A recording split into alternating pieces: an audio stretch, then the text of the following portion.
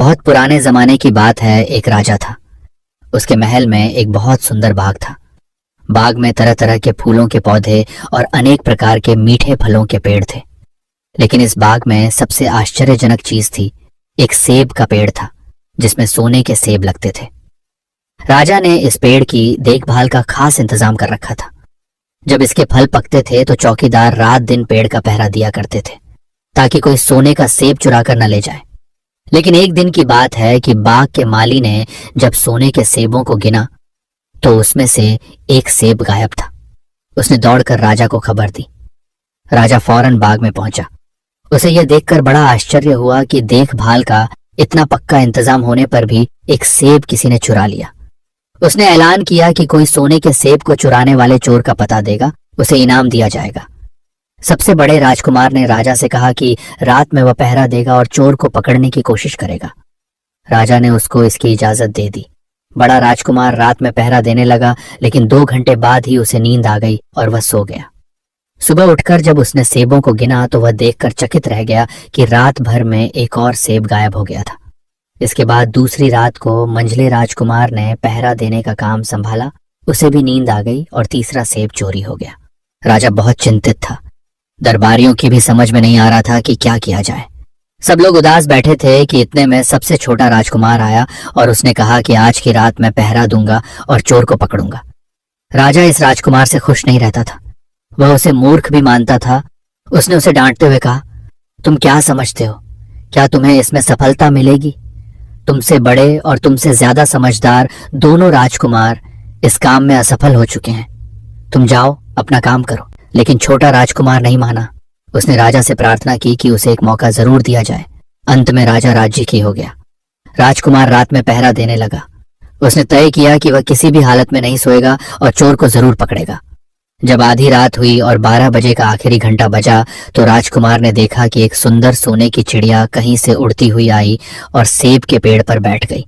उसने देखते देखते सोने का एक सेब तोड़कर अपनी चोंच में पकड़ लिया। राजकुमार ने फौरन निशाना साधकर तीर चला दिया, लेकिन तीर चिड़िया को नहीं लगा और वह पंख फड़फड़ाकर उड़ गई। हाँ, इतना अवश्य हुआ कि उसका एक सुनहरा पंख टूटकर जमीन पर आ गिरा। दूसरे दिन सुबह राजकुमार ने राजा को सारी बात बता दी और वह सोने का पंख उनके सामने रख दिया। पंख इतना सुंदर और इतना कीमती था कि राजा उसे देखता ही रह गया। उसने कहा, अगर उस चिड़िया का एक पंख इतना सुंदर है तो वह पूरी चिड़िया कितनी सुंदर होगी। मैं चाहता हूं कि उस चिड़िया को कोई पकड़ लाए। सबसे पहले बड़ा राजकुमार इस काम के लिए रवाना हुआ। चलते चलते वह एक जंगल में पहुंचा।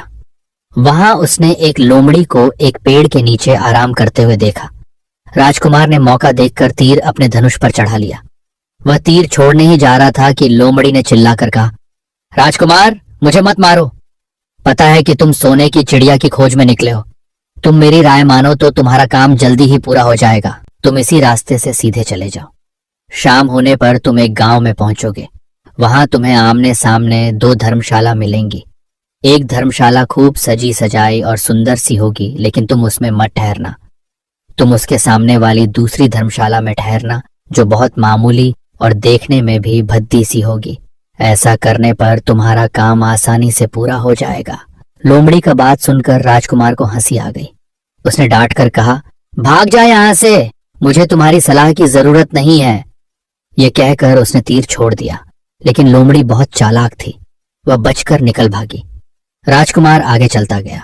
शाम को जब वह एक गांव में पहुंचा तो उसने देखा कि वहां सड़क के किनारे सचमुच 2 धर्मशाला थी।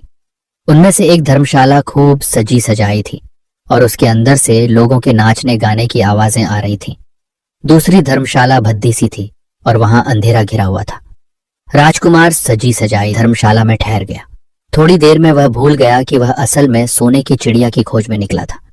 उधर जब काफी समय बीत गया और बड़ा राजकुमार नहीं लौटा तो मंझला राजकुमार सोने की चिड़िया की खोज में चल पड़ा। वह भी उसी तरह चलते चलते जंगल में पहुंचा तो वही लोमड़ी उसे भी मिली। इस राजकुमार ने भी लोमड़ी की बात पर कोई ध्यान नहीं दिया। जब वह शाम को उस गांव में पहुंचा तो बड़े राजकुमार की तरह सजी सजाई धर्मशाला में ठहरा। वहां के नाच रंग में मस्त होकर वह भी अपना काम भूल गया। यहाँ तक कि उसे घर लौटने की भी ध्यान न रही। अंत में सबसे छोटे राजकुमार ने राजा से कहा कि मैं सोने की चिड़िया की खोज में जाऊंगा। राजा को विश्वास था कि जब उससे बड़े दोनों राजकुमार इस काम में सफल नहीं हुए तो इसे और भी सफलता नहीं मिलेगी। लेकिन उसके जिद करने पर राजा ने उसे इजाजत दे दी। छोटा राजकुमार तैयार होकर सोने की चिड़िया की खोज में निकला। जंगल में उसे भी लोमड़ी मिली। राजकुमार ने लोमड़ी की बात को ध्यान से सुना और लोमड़ी से कहा, ठीक है, तुम जैसे कह रही हो मैं वैसा ही करूंगा। अब तुम जाओ, मैं तुम्हें नहीं मारूंगा। इस पर लोमड़ी खुश होकर बोली, तुम सबसे अच्छे लड़के मालूम होते हो। तुमने मेरी बात बात का मजाक नहीं उड़ाया और मुझ पर तीर नहीं चलाया। मैं तुमसे खुश हूं और तुम्हारी मदद करूंगी। आओ, तुम मेरी पूंछ पर बैठ जाओ, मैं तुम्हें उस धर्मशाला तक पहुंचा देती हूं। देखते देखते लोमड़ी की पूंछ काफी बड़ी हो गई और राजकुमार उस पर बैठ गया। उसके बैठते ही लोमड़ी हवा में उड़ने लगी और थोड़ी ही देर में मैदानों और पहाड़ों को पार करके उसी गांव में जा पहुंची। राजकुमार ने उसकी सलाह को मानकर छोटी और पुरानी धर्मशाला में ही डेरा डाल दिया। वह दूसरी सजी सजाई धर्मशाला से दूर ही रहा। दूसरे दिन सुबह उठकर जब वह आगे बढ़ा तो कुछ दूर चलने पर उसे वह लोमड़ी फिर से रास्ते में मिल गई। लोमड़ी ने उससे कहा, अब मैं तुम्हें बताती हूं कि आगे तुम्हें क्या करना चाहिए। तुम सीधे चलो। आगे चलने पर तुम्हें एक बहुत बड़ा किला मिलेगा जिस पर सिपाही लोग पहरा दे रहे होंगे। तुम सिपाहियों से डरना मत और सीधे अंदर चले जाना, क्योंकि वे इस समय सो रहे होंगे। तुम बेधड़क होकर किले में घुसते चले जाना और उनके कमरों को पार करते हुए उस जगह पहुंच जाना जहां लकड़ी के एक मामूली से पिंजरे में सोने की चिड़िया बंद है। तुम चिड़िया को पिंजरे सहित उठाकर किले से बाहर ले आना। चिड़िया के पिंजरे के पास ही एक बहुत सुंदर सा सोने का पिंजरा भी रखा होगा। तुम भूलकर भी चिड़िया को उस पिंजरे में मत रखना, मगर तुम उसे लकड़ी के पिंजरे में से निकालकर सोने के पिंजरे में रखने की कोशिश करोगे तो बाद में पछताओगे। यह कहकर लोमड़ी ने राजकुमार को फिर से अपनी पूंछ पर बिठाया और थोड़ी ही देर में उसको किले के पास पहुंचा दिया। राजकुमार ने किले का पास जाकर देखा कि सचमुच उसके पहरेदार सो रहे थे। वह बिना डरे सीधा महल में घुस गया और थोड़ी ही देर बाद वह उस कमरे में जा पहुंचा जहां सोने की चिड़िया एक पिंजरे में बैठी हुई थी। पिंजरे के पास ही सोने के 3 सेब पड़े हुए थे। इन सेबों को देखकर राजकुमार ने फौरन पहचान लिया कि ये सेब उसके पिता के बाग के ही थे। सोने की चिड़िया इतनी सुंदर थी कि राजकुमार उसको देखता ही रह गया। वह उसको उठाकर लाने ही वाला था कि उसकी नजर पास ही पड़े एक सुंदर से पिंजड़े पर पड़ी। वह पिंजड़ा बहुत सुंदर था और उसमें तरह तरह के कीमती पत्थर जड़े हुए थे। सोने की चिड़िया के लिए वही पिंजरा ठीक मालूम पड़ता था। राजकुमार लोमड़ी की बात को भूल गया और उसने सोने की चिड़िया को लकड़ी के पिंजरे से निकालकर सोने के पिंजरे में बंद कर दिया। लेकिन नए पिंजरे में आते ही चिड़िया ने खूब जोर जोर से शोर मचाना शुरू कर दिया। राजकुमार पिंजरे को उठाकर कमरे से बाहर भी नहीं निकल पाया था कि बहुत से सिपाही कमरे में घुस आए और उन्होंने राजकुमार को पकड़ लिया। अब राजकुमार को अपनी भूल का पता चला। उसे याद आया कि लोमड़ी ने उससे क्या कहा था, लेकिन अब क्या हो सकता था। सिपाही उसे खींचते हुए राजा के दरबार में ले गए। राजा के पूछने पर राजकुमार ने सारी बात कह सुनाई। राजा बोला, तुम मेरे महल में चोरी करने के लिए गुस्से थे। मैं तुमको माफ नहीं कर सकता। तुम्हें फांसी की सजा दी जाएगी, लेकिन मैं तुम्हें एक मौका देता हूं। अगर तुम मेरे लिए सोने का घोड़ा ला दो तो मैं न सिर्फ तुम्हें छोड़ दूंगा बल्कि सोने की चिड़िया भी तुमको दे दूंगा। राजकुमार को अपनी जान बचाने के लिए राजा की शर्त माननी पड़ी। अब वह सोने के घोड़े की तलाश में निकला। किले के बाहर जाने पर उसने देखा कि लोमड़ी का उसका इंतजार कर रही है। उसने लोमड़ी को सारी बातें बताईं। लोमड़ी ने निराश होते हुए कहा, मैं अब तुम्हारी कोई मदद नहीं करूंगी। तुमने मेरे कहने के अनुसार नहीं किया। मैंने जिस तरह से कहा था, अगर तुम उस तरह से काम करते तो इस मुसीबत में नहीं फंसते और सोने की चिड़िया तुम्हें मिल जाती। राजकुमार बोला, इस बार मुझे माफ कर दो, मुझसे गलती हो गई। मेरा काम तुम्हारी सहायता के बिना नहीं चलेगा। मुझे राजा ने सोने का घोड़ा लाने के लिए कहा है, वरना वह मुझे फांसी पर चढ़ा देगा। लोमड़ी ने कहा, खैर मैं तुम्हें माफ करती हूं। अब तुम ऐसा करो कि मेरी पूंछ पर बैठकर सीधे चले चलो। कुछ दूर जाने पर तुम्हें एक दूसरा किला मिलेगा। उसी किले की घुड़साल में तुम्हें सोने का घोड़ा बंधा हुआ मिलेगा। महल के नौकर चाकर सब सो रहे होंगे। तुम चुपचाप जाना और घोड़े को खोल लेना। लेकिन एक बात याद रखना, वहां घोड़े के पास ही घोड़े पर कसने के लिए 2 जीनें रखी होंगी। उसमें से एक तो पुरानी चमड़े की जीन होगी और दूसरी सोने की जीन होगी। तुम सोने की जीन को छूना भी मत और उस घोड़े पर पुरानी चमड़े की जीन को कसकर सवार हो जाना और उसे दौड़ते हुए किले से बाहर चले आना। राजकुमार ने वादा किया कि वह ठीक ठीक वैसा ही करेगा। लोमड़ी ने उसको अपनी पूंछ पर बैठाया और कुछ ही देर में वह उसे ले किले के पास जा पहुंची। किले के पास पहुंचते ही लोमड़ी ने उसे नीचे उतारा और फिर वहां से चली गई। राजकुमार सीधा फाटक से किले में घुस गया। अंदर जाकर उसने देखा कि वहां के सभी नौकर चाकर सोए हुए थे। थोड़ी ही देर में वह किले की घुड़साल में जा पहुंचा। वहां एक बहुत सुंदर सुनहरा घोड़ा बंधा हुआ था। राजकुमार ने पास जाकर देखा कि वह घोड़ा सचमुच सोने का था। ऐसा सुंदर घोड़ा उसने सपने में भी नहीं देखा था। उसने आगे बढ़कर घोड़े को खोल लिया। जब वह बाहर निकलने लगा तो उसकी नजर एक कोने में पड़ी हुई सोने की जीन पर गई। ये जीन बहुत सुंदर थी और इसमें हीरे मोती जड़े हुए थे। उसके पास ही एक फटी पुरानी चमड़े की जीन पड़ी हुई थी। इतने सुंदर घोड़े पर पुराने चमड़े की जीन कसना राजकुमार को अच्छा नहीं लगा। उसने सोने की जीन उठा ली और घोड़े पर कसना शुरू किया। इतने में घोड़ा जोर से हिनहिना उठा। किले के नौकर चाकर जाग गए। थोड़ी ही देर में राजकुमार पकड़ लिया गया। राजकुमार को सिपाहियों ने हाथ बांधकर अपने राजा के सामने पेश किया। राजा ने सारी बातें सुनकर कहा, तुमने मेरे घोड़े को चुराने की कोशिश की है, इसलिए तुम्हें फांसी की सजा दी जाएगी। लेकिन अगर तुम मेरा एक काम कर दो तो मैं तुम्हें छोड़ सकता हूं। यहां से कुछ ही दूर एक सोने का महल है और उसमें बहुत सुंदर राजकुमारी रहती है। अगर तुम अपनी जान बचाना चाहते हो तो उस राजकुमारी को मेरे पास ले आओ। तुम्हें इनाम में यह सोने का घोड़ा दे दूंगा। बेचारा राजकुमार, वह फिर से एक नई मुसीबत में फंस गया।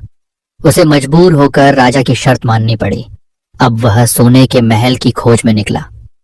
कुछ दूर चलने पर फिर उसे वह लोमड़ी मिली। पता नहीं कैसे लोमड़ी को सारी बातें मालूम हो गई थीं। वह बोली, देखो, तुमने इस बार भी मेरी बात नहीं मानी। मेरी बात मान जाते तो यह नई मुसीबत तुम्हारे गले नहीं पड़ती। खैर, मुझे तुम पर दया आ रही है, मैं तुम्हारी मदद करूंगी। चलो, मैं तुमको सोने के महल के पास पहुंचाए देती हूँ। तुम महल के बाहर ही कहीं पीछे छिपे रहना। जब उसमें से शाम को राजकुमारी तालाब में नहाने के लिए बाहर आए तो तुम आगे बढ़कर उसका हाथ पकड़ लेना। जैसे ही तुम उसको छुओगे, राजकुमारी तुम्हारे साथ आने के लिए राजी हो जाएगी। लेकिन एक बात याद रखना, तुम उसको वहां से अपने साथ ले आना। उसे वापस महल में मत जाने देना। वह तुमसे कहेगी कि मैं अभी अपने माता पिता से मिलकर आती हूँ, लेकिन तुम उसकी बातों में मत आना, वरना फिर मुसीबत में फंस जाओगे। यह कहकर लोमड़ी ने फिर से अपनी पूंछ फैला दी और राजकुमार उस पर बैठ गया। देखते देखते लोमड़ी हवा में उड़ती हुई कुछ देर बाद सोने के महल के पास जा पहुंची। महल के पास पहुंचते ही राजकुमार एक पेड़ के नीचे छिपकर बैठ गया। शाम को जब राजकुमारी नहाने के लिए किले से बाहर आई तो राजकुमार ने हिम्मत करके आगे बढ़कर उसका हाथ पकड़ लिया। उसके छूते ही राजकुमारी उसके साथ चलने के लिए तैयार हो गई। वह बोली, राजकुमार, तुम मुझे जहां भी ले जाना चाहोगे मैं तुम्हारे साथ चलूंगी, लेकिन मुझे थोड़ी देर के लिए अपने माता पिता से मिल आने दो। राजकुमार ने कहा, नहीं, यह नहीं होगा, तुम्हें तुरंत मेरे साथ चलना पड़ेगा। लेकिन राजकुमारी रोने लगी। इतनी सुंदर राजकुमारी को रोते देखकर राजकुमार का मन पिघल गया। अंत में वह राजी हो गया और बोला, जाओ, थोड़ी देर के लिए माता पिता से मिल आओ, लेकिन फिर तुरंत बाहर चली आना। लेकिन राजकुमारी ने जैसे ही किले में पैर रखा, किले के पहरेदार जाग गए और उन्होंने राजकुमार को पकड़ लिया। राजकुमार बहुत पछताया, लेकिन अब क्या हो सकता था। सिपाहियों ने उसे अपने राजा के सामने पेश किया। राजा बहुत निराश था। उसने उसी वक्त हुक्म दिया, इस राजकुमार को फौरन फांसी पर चढ़ा दिया जाए। यह सुनकर राजकुमार रोने गिड़गिड़ाने लगा। इस पर राजा ने थोड़ी देर विचार करने के बाद कहा, मैं अपनी आज्ञा वापस नहीं ले सकता, लेकिन अगर तुम मेरा एक काम कर दो तो तुम्हारी जान बच सकती है। हमारे किले के ठीक सामने ये जो बड़ा पहाड़ है, इसके कारण हमारे किले की सुंदरता नष्ट होती है। अगर तुम 8 दिन में इस पहाड़ को खोदकर साफ कर दो तो हम तुम्हें क्षमा कर देंगे और राजकुमारी का विवाह तुम्हारे साथ कर देंगे। राजकुमार किले के बाहर आकर पहाड़ को देखने लगा। उसके हाथ में एक छोटी सी कुदाली थी। उसकी समझ में नहीं आ रहा था कि इतना बड़ा पहाड़ 8 दिन में वह कैसे खोद सकेगा। फिर भी उसे अपनी जान तो बचानी ही थी, इसलिए वह पहाड़ खोदने लगा। धीरे धीरे 7 दिन बीत गए। इतने दिन तक लगातार खोदने पर भी पहाड़ का सिर्फ एक कोना ही खोद सका। वह दुखी होकर बैठ गया। उसे अब अपने पर बहुत अधिक क्रोध आ रहा था। वह मन में कहने लगा कि अगर मैंने लोमड़ी की बात मान ली होती तो कितना अच्छा होता। लोमड़ी ने मुझको हर बार ठीक सलाह दी और मैं हर बार उसका कहना न मानकर नई से नई मुसीबत में फंस जाता हूँ। राजकुमार इस तरह सिर झुकाए बैठा था कि अचानक उसे अपने पैरों के पास लोमड़ी की पूंछ हिलती दिखाई दी। उसने नजर उठाकर देखा, सचमुच वही लोमड़ी खड़ी थी। लोमड़ी ने मुस्कुराते हुए कहा, क्यों, क्या हाल है? इस बार तो तुम्हारी मदद करने की मेरी जरा भी इच्छा नहीं थी, लेकिन मैं 7 दिन से तुमको पहाड़ खोदते हुए देख रही हूँ। मुझे दया आ गई और मैं तुम्हारी मदद के लिए चली आई। जाओ, तुम बहुत थक गए हो, सो जाओ। मैं थोड़ी ही देर में तुम्हारा काम पूरा कर दूंगी। इस बार राजकुमार ने तय कर लिया था कि अब वह लोमड़ी जिस तरह कहेगी वह उसी तरह करेगा। वह चुपचाप उठकर एक तरफ सोने चला गया। थोड़ी ही देर में उसे नींद आ गई। सुबह जब वह सोकर उठा तो उसे अपनी आंखों पर विश्वास नहीं हो रहा था। वहां कहीं भी पहाड़ का नाम नहीं था और महल का सुंदर दृश्य दिखाई दे रहा था। राजकुमार सीधा राजा के पास पहुंचा। राजा उसके काम पर बहुत खुश था। उसने तुरंत अपने वादे के अनुसार राजकुमारी के साथ उसका विवाह कर दिया। जब राजकुमार उस सुंदर राजकुमारी के साथ कुछ दूर चला तो उसे रास्ते में फिर वही लोमड़ी मिली। लोमड़ी बोली, बधाई हो राजकुमार, राजकुमारी के साथ तुम्हें देखकर मुझे बड़ी खुशी हो रही है, लेकिन अब तुम्हें सोने का घोड़ा और सोने की चिड़िया भी प्राप्त करनी चाहिए, क्योंकि वे दोनों चीजें तुम्हारे ही लायक हैं और तुम उन्हें आसानी से प्राप्त कर सकते हो। लेकिन भला मुझे सोने का घोड़ा और सोने की चिड़िया कैसे मिल सकती है? मैं तो इस राजकुमारी को भी उस राजा के लिए ले जा रहा हूं। लोमड़ी ने कहा, नहीं, तुम ऐसा काम कभी मत करना। इस राजकुमारी के साथ तुम्हारा विवाह हुआ है और यह अब तुम्हारी ही है। अगर तुम मेरे कहने के अनुसार काम करो तो तुम्हें सोने का घोड़ा और सोने की चिड़िया भी मिल सकती है। तुम पहले इस राजकुमारी को लेकर सोने के घोड़े वाले राजा के पास जाओ। राजा खुश होकर तुमको सोने का घोड़ा दे देगा। तुम घोड़े पर सवार हो जाना और सवार होकर सबसे विदा लेना। राजकुमारी से तुम सबसे बाद में विदा लेना। जैसे ही तुम राजकुमारी के पास पहुंचो, तुम उसे हाथ से पकड़कर घोड़े के ऊपर खींच लेना और घोड़े को दौड़ा देना। सोने का घोड़ा इतना तेज दौड़ता है कि दुनिया का तेज से तेज घोड़ा भी उसकी बराबरी नहीं कर सकता। जाओ, तुम पहले इतना काम पूरा करो। इसके बाद आगे का काम मैं तुम्हें बाद में बताऊंगी। मैं तुम्हें वहां रास्ते में मिलूंगी। राजकुमार ने ठीक वैसा ही किया जैसा लोमड़ी ने उससे कहा था। जब सोने के घोड़े वाले राजा ने खुश होकर उसे इनाम में सोने का घोड़ा दिया तो राजकुमार उस पर सवार हो गया और उससे विदा लेने लगा। अंत में वह राजकुमारी को उठाकर घोड़ा को तेजी से दौड़ाता हुआ किले से बहुत दूर निकल आया। रास्ते में एक पेड़ के नीचे लोमड़ी उसका इंतजार कर रही थी। उसे देखकर लोमड़ी बोली, शाबाश, अब तुम सोने की चिड़िया भी प्राप्त कर लो। जब तुम सोने की चिड़िया वाले राजा के पास पहुंचोगे तो वह इस घोड़े को देखकर बहुत खुश होगा। तुम उससे कहना कि पहले सोने की चिड़िया का पिंजरा मेरे हाथ में दे दो, तब मैं यह घोड़ा तुमको दूंगा। जब वह पिंजरा तुम्हारे पास लाए तो तुम पिंजरा उसके हाथ से छीन लेना और घोड़े को दौड़ा देना। बस ऐसे चिड़िया तुमको मिल जाएगी और कोई तुम्हें पकड़ भी नहीं सकेगा। इस बार भी राजकुमार ने ठीक वैसा ही किया। वह राजकुमारी के साथ ही घोड़े पर बैठा रहा और जब राजा ने उसके हाथ में सोने की चिड़िया का पिंजरा दिया तो उसने देखते देखते लात मार दी और सोने का घोड़ा हवा से बातें करने लगा। कुछ दूर चलने पर लोमड़ी उसे मिली। राजकुमार ने उससे कहा, तुमने मेरी बड़ी मदद की है। तुम्हारी वजह से मुझे न सिर्फ सोने की चिड़िया मिली बल्कि सोने का घोड़ा और इतनी सुंदर राजकुमारी भी मिल गई। बताओ मैं तुमको क्या इनाम दूं? मैं तुमको कुछ न कुछ जरूर देना चाहता हूँ। लोमड़ी ने कहा, अगर तुम खुश हो तो मेरा एक काम कर दो। तुम एक तीर चलाकर मुझे मार दो। इस समय तुम यही सबसे बड़ा काम मेरे लिए कर सकते हो। राजकुमार ने कहा, भला ये कैसे हो सकता है?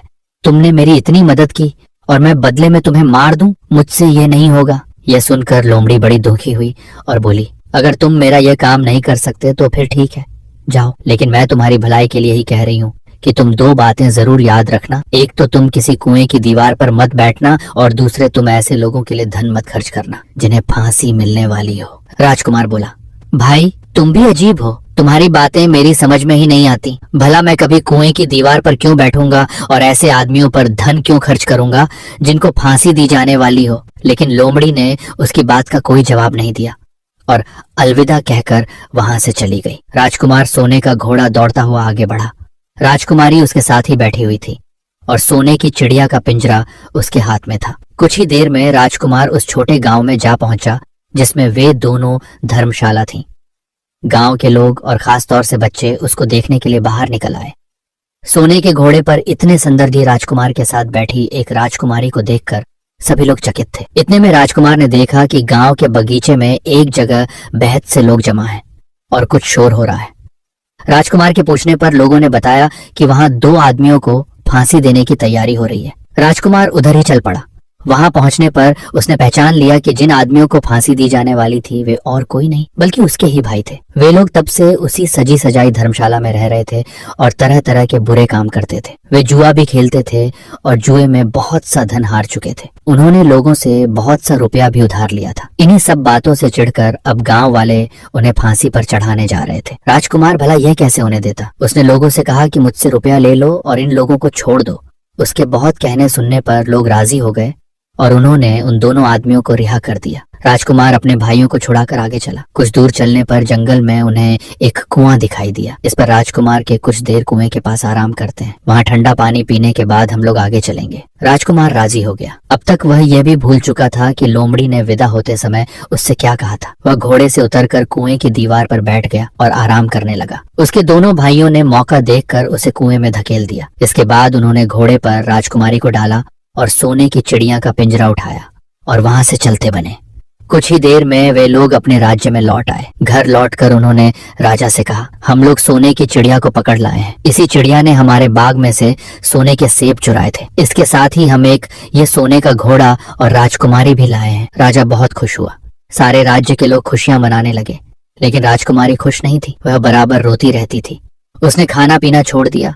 यही नहीं, घोड़े ने भी दाना पानी बंद कर दिया और सोने की चिड़िया भी उदास रहने लगी। राजा ने बहुत कोशिश की, लेकिन न तो वह राजकुमारी खुश है और न सोने के घोड़ा और सोने की चिड़िया ने दाना खाना शुरू किया। उधर छोटा राजकुमार कुएं में गिर गया था, लेकिन वह मरा नहीं। कुआं बहुत गहरा था, लेकिन उसमें पानी बहुत थोड़ा था। वह कुएं में बैठा बैठा अपने भाग्य को कोसता रहा। अब उसे फिर उसी लोमड़ी की याद आई और वह पछताने लगा कि अगर मैंने उसका कहना मान लिया होता तो मैं मुसीबत में न फंसता। राजकुमार ने जैसे ही लोमड़ी को याद किया, लोमड़ी न मालूम कैसे कुएं के मुंह पर आ पहुंची और बोली, देखो राजकुमार, मैंने पहले ही तुम्हें समझाया था कि किसी कुएं की दीवार पर मत बैठना और ऐसे आदमियों की मदद मत करना जिन्हें फांसी दी जाने वाली हो, लेकिन तुम नहीं माने। खैर चलो, अब आखिरी बार मैं फिर तुम्हारी मदद कर देती हूँ। लो, मेरी पूंछ पकड़कर कुएं से बाहर निकल जाओ। यह कहकर लोमड़ी ने अपनी पूंछ कुएं में लटका दी। देखते देखते पूंछ इतनी लंबी हो गई कि कुएं के पेंदे में पड़े राजकुमार के पास तक जा पहुंची। राजकुमार उसे पकड़कर कुएं से बाहर निकल आया। लोमड़ी ने उससे कहा, जाओ, अब तुम अपने घर जाओ, लेकिन जरा होशियार रहना। तुम्हारे भाई तुम्हारी जान के दुश्मन हैं। वे लोग जरूर तुमको ढूंढ रहे होंगे। राजकुमार घर की ओर चल पड़ा। अपने राज में पहुंचने पर उसे एक भिखारी मिला। भिखारी को उसने अपने सुंदर कपड़े दान में दे दिए और उनके भद्दे पुराने कपड़े पहन लिए। इस तरह भेष बदलकर वह अपने किले में पहुंचा। वहां उसके पहुंचने पर एक बड़ी आश्चर्यजनक बात है। सोने का घोड़ा खुशी से हिनहिनाने लगा और दाना खाने लगा। सोने की चिड़िया भी अपने पिंजरे में खुशी से फुदकने लगी और गाना गाने लगी। राजकुमारी ने अपने आंसू पोंछ डाले और वह भी खुश दिखाई देने लगी। लेकिन राजा की समझ में कुछ नहीं आया। उसने राजकुमारी से इसका कारण पूछा तो वह बोली, मैंने तो पहले ही आपको सारी कहानी बता दी थी। आपके बड़े और मंझले राजकुमार ने छोटे राजकुमार के साथ धोखा किया है। इन्होंने आपको भी धोखा दिया है, लेकिन अब आपका छोटा राजकुमार यहाँ पर आ पहुंचा है, इसीलिए मुझे बेहद खुशी हो रही है। उसी के साथ मेरी शादी हुई है और मैं उसके साथ ही सुखी रह सकती हूँ। फिर उसने मैले कुचैले कपड़े पहने एक आदमी की ओर इशारा करते हुए कहा, वह रहा आपका छोटा राजकुमार। राजा ने भी अपने छोटे लड़के को पहचान लिया। अब राजा ने अपने छोटे बेटे के बारे में अपने विचार बदल दिए। अब वह उसको बहुत समझदार और बहादुर मानने लगा और उससे बहुत अधिक प्यार करने लगा। उसने उसको राजगद्दी पर बिठाने का निश्चय किया। बड़े और मंझले राजकुमार ने अपने छोटे भाई को ही धोखा नहीं दिया था, बल्कि राजा को भी धोखा दिया था। इससे राजा उनसे बहुत नाराज था। उसने उन दोनों को अपने राज्य से निकलवा दिया।